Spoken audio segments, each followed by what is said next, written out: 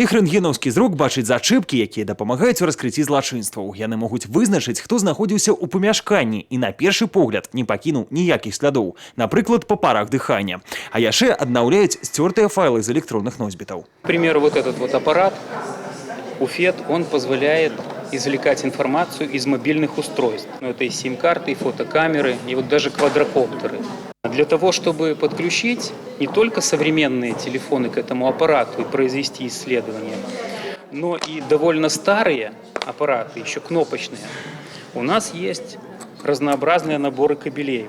Без багатага арсенала дзяржаўнага камітэта судовых экспертыз, які прадстаўлены на выставе, многія злачынствы в области засталіся б, як іх прынята называць глушцамі. І ўсё ж тэхніка бяссільна, без навыкаў, практычных ведаў і логікі саміх супрацоўнікаў. Прымерыць ролю Шерлокаў Холмсаў змаглі вучні 9 школ Кобрына.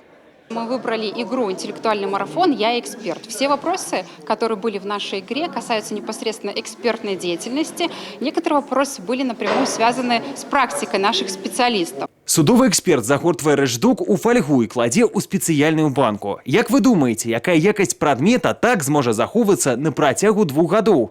Адказ – пах чалавека. Таксама удзельнікі 13 каманд інтэлектуальнага марафону вучыліся адрозніваць забойства ад суіцыду па адной толькі дэталі на фотаздымке. 3 этапы з пытаннямі на адказ хвіліна. Па выніках конкурсу самымі праніклівымі сталі юныя эксперты Кобрынскай сярэдняй школы нумар 7. Па меншай меры 2 удзельніка каманды пераможцы задумаліся, ці не стаць самім у будучыні судэкспертамі. Интересные люди, эксперты, профессионалы своего дела.